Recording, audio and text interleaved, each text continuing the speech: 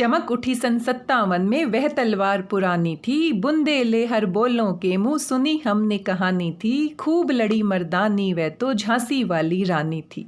इस स्वतंत्रता महायज्ञ में कई वीरवर आए काम, नाना धुंधु पंत तांतिया, चतुर अजीमुल्ला सरनाम, अहमद शाह मौलवी, ठाकुर कुंवर सिंह, सैनिक अभिराम, भारत के इतिहास गगन में अमर रहेंगे जिनके नाम। अरे नहीं नहीं, आज हम झांसी की रानी कविता नहीं पढ़ने वाले हैं। आज हम पढ़ने वाले हैं कक्षा 7वीं के लिए पाठ वीर कुंवर सिंह। आप सभी को याद है सुभद्रा कुमारी चौहान जी की कविता झांसी की रानी, जिसे आपने छठी कक्षा में पढ़ा था। इस कविता में ठाकुर कुंवर सिंह का नाम भी आया था। आपको कविता की पंक्तियां याद आ गई होंगी। एक बार फिर से इन पंक्तियों को पढ़िए। इस स्वतंत्रता महायज्ञ में कई वीरवर आए काम। इस स्वतंत्रता महायज्ञ में यानी कि 1857 की जो क्रांति हुई थी, तो उस युद्ध के समय कई वीरवर आए काम। काम आना मुहावरा है, काम आना यानी कि युद्ध में मारे जाना। 1857 की क्रांति में अनेक वीर योद्धा मारे गए थे, युद्ध में काम आए थे। नाना धुंधु पंत, जिनमें कौन कौन से नाम प्रमुख हैं? नाना धुंधु पंत, तात्या, तात्या टोपे, चतुर अजीमुल्ला सरनाम, सरनाम क्या होता है? प्रसिद्ध, प्रसिद्ध अजीमुल्ला, अहमद शाह मौलवी, ठाकुर कुंवर सिंह। ठाकुर कुंवर सिंह, ये वही ठाकुर कुंवर सिंह है जिनके बारे में आज हम अपना पाठ पढ़ने वाले हैं। ठाकुर कुंवर सिंह सैनिक अभिराम, अभिराम क्या होता है? सुंदर। तो यहाँ पर जो नाम दिया गया है ठाकुर कुंवर सिंह, ये वही कुंवर सिंह है जिनके बारे में अभी हम पढ़ने वाले हैं। वो बहुत अच्छे सैनिक थे और बहुत ही बहादुरी के साथ 1857 की क्रांति में युद्ध करते हैं और वीर गति को प्राप्त होते हैं। भारत के इतिहास गगन में अमर रहेंगे जिनके नाम, और जो अपनी मातृभूमि के लिए शहीद हो जाता है, अपने प्राणों का बलिदान देता है, वो हमेशा हमेशा के लिए इतिहास के पन्नों में अमर हो जाता है। आगे आने वाली पीढ़ियाँ उनको हमेशा याद करती है, नमन करती है। आइए पढ़ते हैं आज इस पाठ को, जिसमें वीर कुंवर सिंह के बारे में बहुत ही महत्वपूर्ण बातें हमें पता चलेंगी। किस तरह से उन्होंने 1857 की क्रांति में भाग लिया था और किस तरीके से उन्होंने अपनी वीरता का प्रदर्शन किया था। आप यहाँ पर उनका चित्र भी देख सकते हैं, वीर कुंवर सिंह। यहाँ स्वतंत्रता संग्राम के उसी वीर कुंवर सिंह के बारे में जानकारी दी जा रही है। सन 1857 के व्यापक सशस्त्र विद्रोह ने भारत में ब्रिटिश शासन की जड़ों को हिला दिया था। व्यापक होता है जो बहुत ज़्यादा क्षेत्र में फैल गया था, और सबसे पहला संग्राम था अंग्रेजों के खिलाफ सशस्त्र विद्रोह, यानी कि शस्त्रों के साथ लड़ा गया था, विरोध किया गया था ब्रिटिश सरकार का, अंग्रेजी सरकार का। भारत में ब्रिटिश शासन ने जिस दमन नीति को आरंभ किया, दमन नीति क्या होती है? दबाने की नीति, बलपूर्वक किसी को दबाना। हमारा देश, हमारे ही देश में विदेशी आकर हमारे ऊपर दमन नीति से हम पर अत्याचार कर रहे थे, ये भला कौन सी बात है? दमन करना यानी कि बलपूर्वक दबाना को आरंभ किया, उसके विरुद्ध विद्रोह शुरू हो गया था। तो इस दमन को अब भारतवासी सहन नहीं कर सकते थे। हमारे वीर शहीद क्रांतिकारियों ने अपनी आवाज़ उठाई और इस स्वतंत्रता संग्राम को शुरू किया।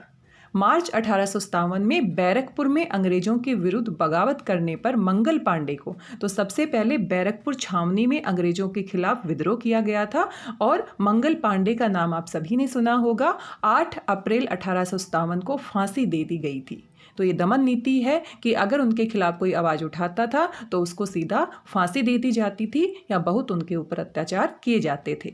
10 मई 1857 को मेरठ में भारतीय सैनिकों ने ब्रिटिश अधिकारियों के विरुद्ध आंदोलन किया और सीधे दिल्ली की ओर कूच कर गए। कूच करना क्या होता है? मुहावरा होता है। इसका अर्थ होता है प्रस्थान करना, चले जाना। तो सभी के सभी जो क्रांतिकारी हैं वो दिल्ली की ओर चले गए। दिल्ली में तैनात सैनिकों के साथ मिलकर 11 मई को उन्होंने दिल्ली पर कब्जा कर लिया। कब्जा करना यानी कि अपना अधिकार कर लेना, और अंतिम मुगल शासक बहादुर शाह जफर को भारत का शासक घोषित कर दिया। तो मुगल शासक जिसमें सबसे अंतिम स्थान पर कौन था? बहादुर शाह जफर, जिसको भारत का शासक यानी कि राजा घोषित कर दिया। ये विद्रोह जंगल की आग की तरह दूर दूर तक फैल गया। जंगल की आग की तरह फैलना यानी कि बहुत तेजी से फैलना। इससे पहले इतने बड़े स्तर पर कभी इस तरह का विद्रोह नहीं हुआ था। तो ये जो बात थी जंगल की आग की तरह अंग्रेजों के पास, बड़े अधिकारियों के पास पहुंच गई। यहाँ पर आप एक और चित्र देख पा रहे हैं, बेगम हजरत महल। इनके बारे में भी जानते हैं। कई महीनों तक उत्तरी और मध्य भारत के विस्तृत यानी कि बहुत बड़े भूभाग पर विद्रोहियों का कब्जा रहा। दिल्ली के अतिरिक्त जहां अत्यधिक भीषण युद्ध हुआ, भीषण यानी कि भयानक युद्ध हुआ, वे केंद्र थे कानपुर। कानपुर में भी 1857 में युद्ध हुआ, बहुत बड़े स्तर पर युद्ध हुआ, भीषण युद्ध हुआ। लखनऊ में, बरेली में, बुंदेलखंड में और आरा में, ये स्थानों के नाम हैं। इसके साथ ही देश के अन्य कई भागों में भी स्थानीय विद्रोह हुए। स्थानीय विद्रोह यानी कि छोटी जगह पर, गाँव में, छोटे छोटे इलाकों में। विद्रोह के मुख्य नेताओं में नाना साहेब, तात्या टोपे, बख्त खान, अजीमुल्ला खान, रानी लक्ष्मीबाई, बेगम हजरत महल, जिनका चित्र आप यहाँ पर देख सकते हैं, कुंवर सिंह, जिसके बारे में हम पढ़ रहे हैं, मौलवी अहमदुल्ला, बहादुर खान और राव तुलाराम थे। ये उन सभी क्रांतिकारियों के नाम हैं जिन्होंने 1857 के इस विद्रोह में बढ़ चढ़कर भाग लिया। 1857 का आंदोलन स्वतंत्रता प्राप्ति की दिशा में एक दृढ़ कदम था, एक बहुत ही मजबूत कदम था, क्योंकि इसके बाद अंग्रेजों को पता चल गया था कि भारतीय हमारे शासन को पसंद नहीं कर रहे हैं और वो किसी भी कीमत पर आज़ादी पाना चाहते हैं। आगे देखते हैं। आगे चलकर जिस राष्ट्रीय एकता और आंदोलन की नींव पड़ी, उसकी आधार भूमि को निर्मित करने का काम 1857 के आंदोलन ने किया। तो आगे जो हमारा संग्राम हुआ, जो विरोध हुआ अंग्रेजों का, उसकी शुरुआत कहाँ से हुई? उसकी शुरुआत 1857 के आंदोलन से हुई। भारत में सांप्रदायिक सद्भाव को बढ़ाने की दिशा में भी इस आंदोलन का विशेष महत्व है। सांप्रदायिक सद्भाव क्या होता है? जो ये संग्राम हुआ था 1857 में, इसमें लोगों ने धर्म और जाति के नाम पर एक दूसरे से कोई भेदभाव नहीं रखा, बल्कि सभी मिल गए। किसी ने अपने संप्रदाय को विशेष महत्व नहीं दिया, बल्कि भारत के नागरिक होने के नाते भारत को स्वतंत्र कराने के ऊपर महत्व दिया। 1857 के आंदोलन में वीर कुंवर सिंह का नाम कई दृष्टियों से उल्लेखनीय है। उल्लेखनीय यानी कि वर्णन करने योग्य, उल्लेख करने योग्य, बताने योग्य, क्योंकि उन्होंने बहुत वीरता के साथ इस युद्ध में भाग लिया था। कुंवर सिंह जैसे वयोवृद्ध व्यक्ति ने ब्रिटिश शासन के खिलाफ बहादुरी के साथ युद्ध किया। वयोवृद्ध क्या होता है? जिसकी उम्र बहुत अधिक होती है। जितने भी क्रांतिकारी थे उन सब में सबसे वृद्ध कौन थे? कुंवर सिंह। वीर कुंवर सिंह के बचपन के बारे में बहुत अधिक जानकारी नहीं मिलती। कहा जाता है कि कुंवर सिंह का जन्म बिहार के शाहाबाद जिले के जगदीशपुर में सन 1782 ईस्वी में हुआ था। उनके पिता का नाम साहबजादा सिंह और माता का नाम पंचरतन कुंवर था। उनके पिता साहबजादा सिंह जगदीशपुर रियासत के जमींदार थे। तो ये उनके बचपन के बारे में बताया गया है, कहाँ पर उनका जन्म हुआ, उनके माता पिता का नाम। परंतु उनको अपनी जमींदारी हासिल करने में बहुत संघर्ष करना पड़ा, बहुत मेहनत करनी पड़ी। वैसे तो माता पिता के पास जो भी संपत्ति होती है, जमीन होती है, जायदाद होती है, वो पुत्र को मिल जाती है, लेकिन इनको उसे प्राप्त करने में संघर्ष करना पड़ा। पारिवारिक उलझनों के कारण कुंवर सिंह के पिता बचपन में उनकी ठीक से देखभाल नहीं कर सके, तो उनके परिवार में अनेक उलझनें थी, समस्याएं थी। उनका बचपन इतने अच्छे तरीके से नहीं बीता। जगदीशपुर लौटने के बाद ही वे कुंवर सिंह की पढ़ाई लिखाई की ठीक से व्यवस्था कर पाए। कुंवर सिंह के पिता वीर होने के साथ साथ स्वाभिमानी एवं उदार स्वभाव के व्यक्ति थे। उनके व्यक्तित्व का प्रभाव कुंवर सिंह पर भी पड़ा। कुंवर सिंह के पिता वीर होने के साथ साथ स्वाभिमानी एवं उदार स्वभाव के व्यक्ति थे। उनके व्यक्तित्व का प्रभाव कुंवर सिंह पर भी पड़ा।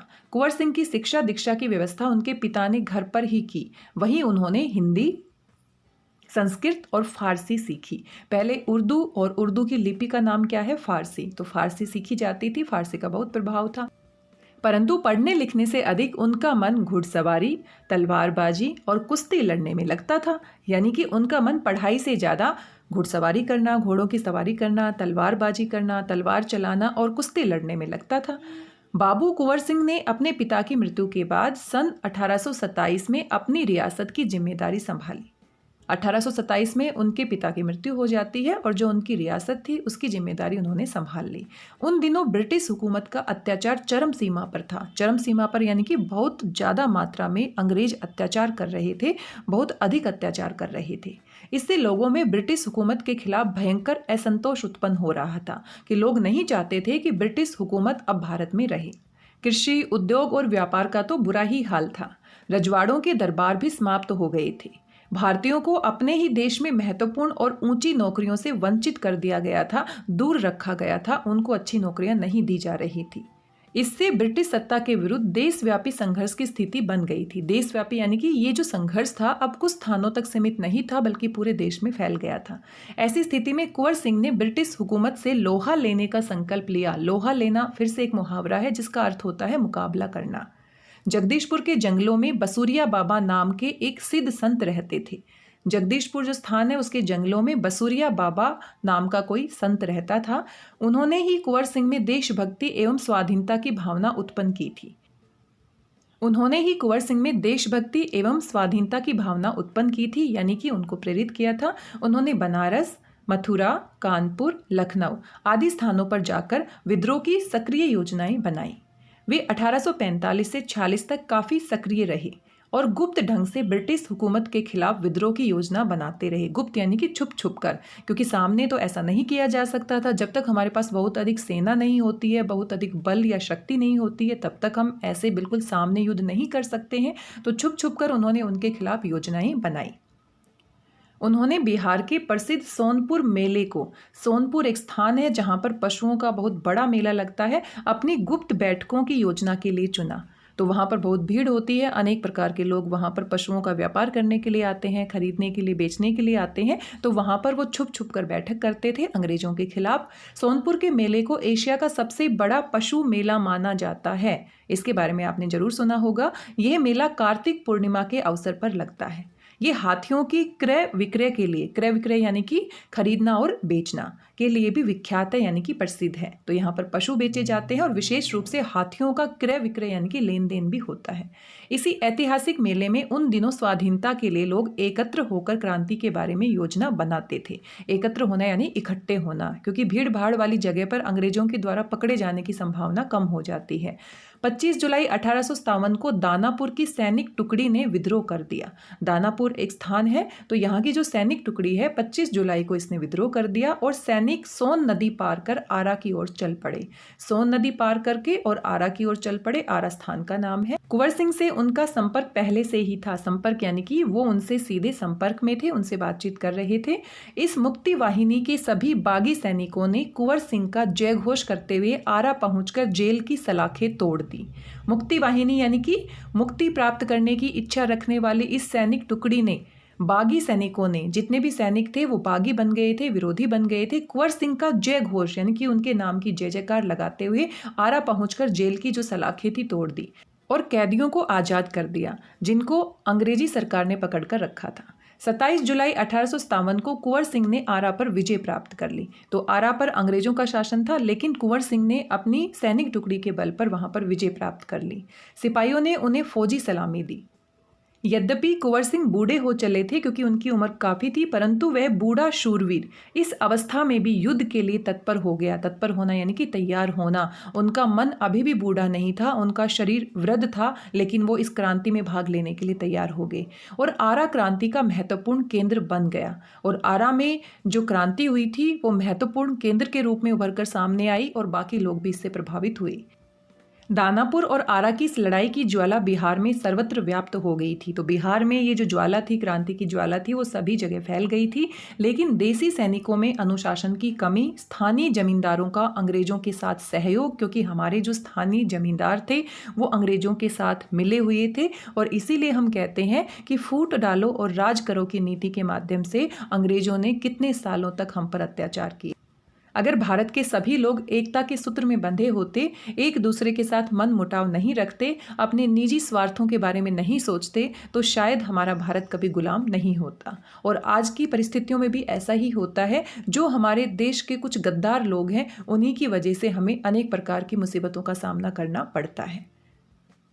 अंग्रेजों के साथ सहयोग करना एवं आधुनिकतम शस्त्रों की कमी के कारण, और हमारे पास इतने शस्त्र भी नहीं थे जिससे कि हम ब्रिटिश सरकार की जड़ें हिला सकें। जगदीशपुर का पतन रोका नहीं जा सका और धीरे धीरे जगदीशपुर का पतन हो गया, उसको बचाया नहीं जा सका। 13 अगस्त को जगदीशपुर में कुंवर सिंह की सेना अंग्रेजों से परास्त हो गई, यानी कि हार गई। कब तक लड़ाई लड़ी जा सकती है? हमारे पास सैनिक होने चाहिए, हमारे पास अस्त्र शस्त्र होने चाहिए, हमारे पास ताकत होनी चाहिए, लेकिन ऐसा हमारे साथ नहीं था। किंतु इससे वीरवर कुंवर सिंह का आत्मबल टूटा नहीं। वो परास्त हो गए, हार गए, लेकिन वो टूटे नहीं। अभी भी उनको मन में विश्वास था कि हम जीत सकते हैं। वे भावी संग्राम की योजना, संग्राम यानी कि लड़ाई की योजना बनाने में तत्पर हो गए, यानी कि तैयार हो गए। वे क्रांति के अन्य संचालक नेताओं से मिलकर इस आज़ादी की लड़ाई को आगे बढ़ाना चाहते थे। कुंवर सिंह सासाराम में मिर्जापुर होते हुए रीवा, कालपी, कानपुर एवं लखनऊ तक गए। ये सभी स्थानों के नाम है। कुंवर सिंह जगदीशपुर की रियासत को हार चुके थे, लेकिन सासाराम से मिर्जापुर होते हुए रीवा, कालपी, कानपुर एवं लखनऊ तक पहुंच गए। लखनऊ में शांति नहीं थी, इसलिए बाबू कुंवर सिंह ने आजमगढ़ की ओर प्रस्थान किया, यानी कि वहां पर चले गए। उन्होंने आज़ादी की इस आग को बराबर जलाए रखा। उनकी वीरता की कीर्ति पूरे उत्तर भारत में फैल गई। कुंवर सिंह की इस विजय यात्रा से अंग्रेजों के होश उड़ गए। उनकी वीरता की कीर्ति पूरे उत्तर भारत में फैल गई। कीर्ति क्या होता है? यश होता है। तो उनकी वीरता की बातें पूरे उत्तर भारत में होने लगी। कुंवर सिंह की इस विजय यात्रा से अंग्रेजों के होश उड़ गए। होश उड़ गए मुहावरा है, यानी कि वो हक्के बक्के रह गए, हैरान हो गए। कई स्थानों के सैनिक एवं राजा कुंवर सिंह की अधीनता में लड़े। उनकी अधीनता में लड़ना यानी कि उनके नेतृत्व में काम करना। उनकी ये आज़ादी की यात्रा आगे बढ़ती रही। लोग शामिल होते गए और उनकी अगुवाई में लड़ते रहे। अगुवाई यानी कि उन्होंने नेतृत्व किया, सबसे आगे वो चले और पीछे पीछे उनके साथी। इस प्रकार ग्वालियर, जबलपुर के सैनिकों के सहयोग से सफल सैन्य रणनीति का प्रदर्शन करते हुए वे लखनऊ पहुंच गए। उनके पास अपनी रियासत तो नहीं थी, लेकिन दूसरों का नेतृत्व वो बहुत अच्छे तरीके से करते थे। बहुत अच्छे तरीके से उन्होंने रणनीतियाँ बनाई, योजनाएं बनाई और इस तरीके से वो कहाँ पहुँच गए? लखनऊ।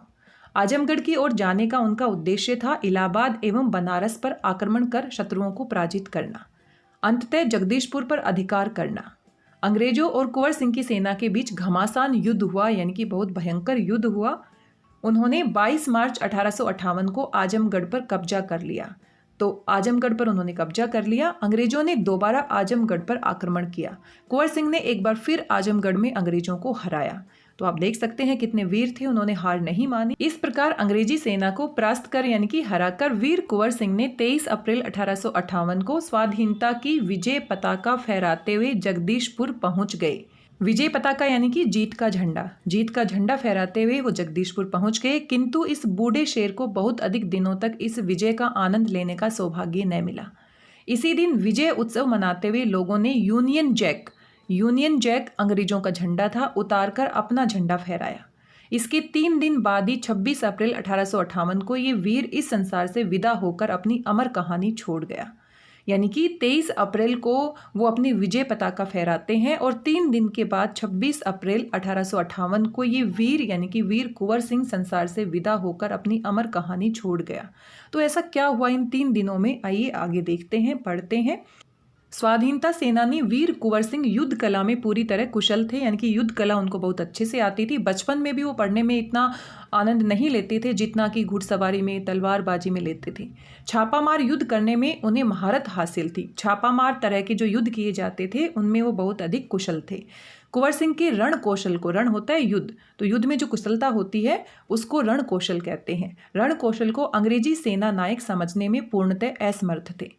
वो जो योजनाएं बनाते थे, युद्ध कौशल की नीतियां बनाते थे, वो अंग्रेजों के समझ में भी नहीं आती थी। दुश्मन को उनके सामने से या तो भागना पड़ता था या कट मरना पड़ता था, क्योंकि उनको उनकी योजनाएं समझ नहीं आती थी। 1857 के स्वतंत्रता संग्राम में इन्होंने तलवार की जिस धार से अंग्रेजी सेना को मौत के घाट उतारा, उसकी चमक आज भी भारतीय इतिहास के पृष्ठों पर यानी कि पन्नों पर अंकित है, छपी हुई है। आज भी उसको हम नहीं भुला सकते। उनकी बहादुरी के बारे में अनेक किस्से प्रचलित हैं। अनेक प्रकार की बातें उनकी बहादुरी के बारे में लोग सुनाते हैं, उनके किस्से सुनाते हैं। कहा जाता है एक बार वीर कुंवर सिंह को अपनी सेना के साथ गंगा पार करनी थी। तो उनके जीवन से जुड़ा, उनकी वीरता से जुड़ा एक किस्सा है कि एक बार उनको गंगा नदी पार करनी थी। अंग्रेजी सेना निरंतर उनका पीछा कर रही थी, पर कुंवर सिंह भी कम चतुर नहीं थे। चतुर यानी कि बहुत ही समझदार थे, चालाक थे। उन्होंने अफवाह फैला दी कि वे अपनी सेना को बलिया के पास हाथियों पर चढ़ाकर पार कराएंगे। तो उन्होंने झूठी अफवाह फैला दी कि बलिया के पास हाथियों पर चढ़ाकर अपनी सेना को पार कराएंगे। फिर क्या था, अंग्रेज सेनापति डगलस बहुत बड़ी सेना लेकर बलिया के निकट गंगा तट पर पहुंच गया और कुंवर सिंह की प्रतीक्षा करने लगा, उनका इंतजार करने लगा। कुंवर ने बलिया से 7 मील दूर शिवराजपुर नामक स्थान पर अपनी सेना को नावों से गंगा पार करा दिया। यानी कि एक तरफ तो अंग्रेजों को उलझा दिया और दूसरी तरफ अपनी सेना को पार भी करा दिया। जब डगलस को इस घटना की सूचना मिली तो वह भागते हुए शिवराजपुर पहुंचा, पर कुंवर सिंह की तो पूरी सेना गंगा पार कर चुकी थी। एक अंतिम नाव रह गई थी, कुंवर सिंह उसी पर सवार थे। अंग्रेज सेनापति डगलस को अच्छा मौका मिल गया था।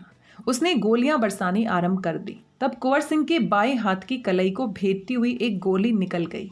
कुंवर सिंह को लगा कि अब हाथ तो बेकार हो ही गया है और गोली का जहर भी फैलेगा। उसी क्षण उन्होंने गंगा मैया की ओर भावपूर्ण नेत्रों से देखा, भावुक होकर देखा और अपने बाएं हाथ को काटकर गंगा मैया को अर्पित कर दिया। अपने हाथों से खुद अपने हाथ को काट दिया।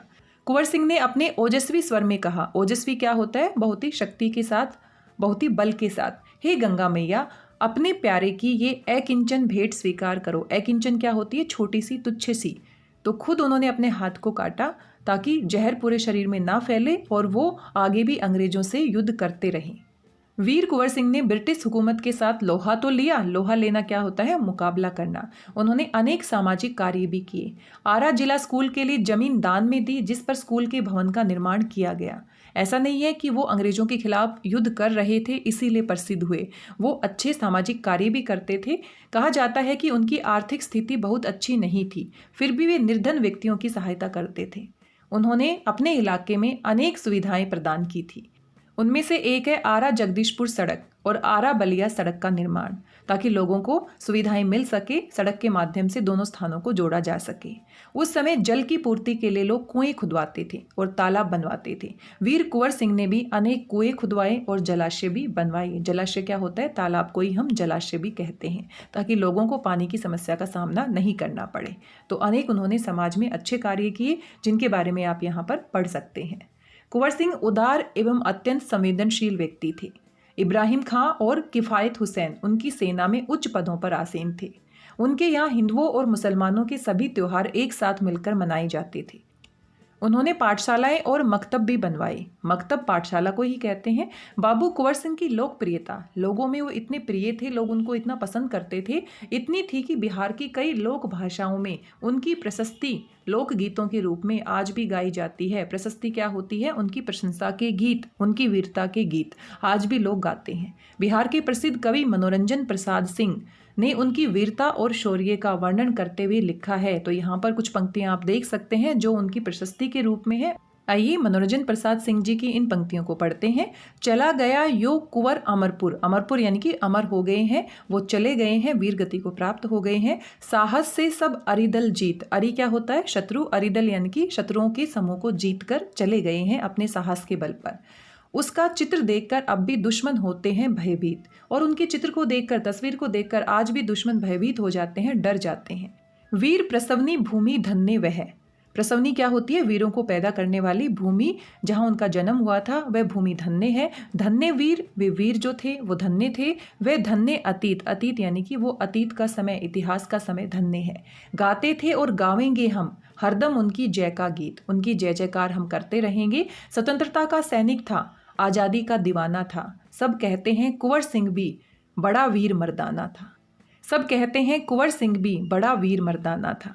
मर्दाना यानी कि वीर पुरुष। बड़ी ही वीरता के साथ आज़ादी की लड़ाई में उन्होंने भाग लिया था और अपने जीवन की आहुति दी थी, अपने जीवन का बलिदान दिया था, जिसको हमेशा हमेशा के लिए हम गाते रहेंगे, उनके गुणगान करते रहेंगे और उनके जीवन से प्रेरणा लेते रहेंगे।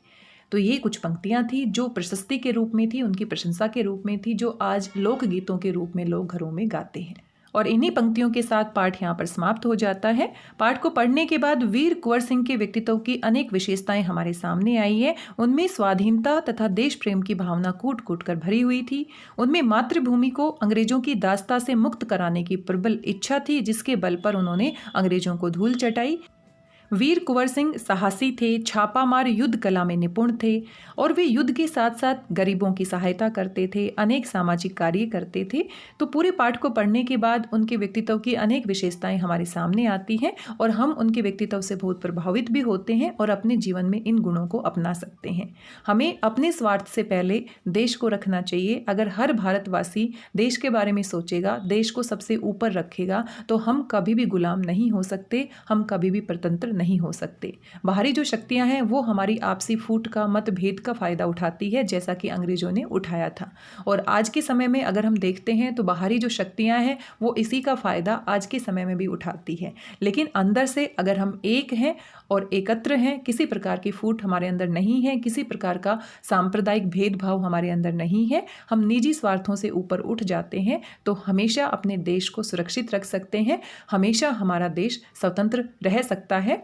आज की इस वीडियो में बस इतना ही। आशा करती हूँ पाठ आपको समझ में आया होगा। वीर कुंवर सिंह के जीवन के किस्से सुनकर आपको बहुत अच्छा लगा होगा, उनकी वीरता के बारे में सुनकर आपको गर्व महसूस हो रहा होगा और साथ में उनके व्यक्तित्व की विशेषताओं से हम बहुत कुछ सीख सकते हैं। मिलते हैं किसी नए वीडियो में कुछ और महत्वपूर्ण जानकारी के साथ। तब तक स्वस्थ रहिए, व्यस्त रहिए, मस्त रहिए, खुश होकर अभ्यास करते रहिए। मेरी भाषा हिंदी भाषा परिवार के साथ जुड़ने के लिए आप सभी का धन्यवाद, बहुत बहुत धन्यवाद।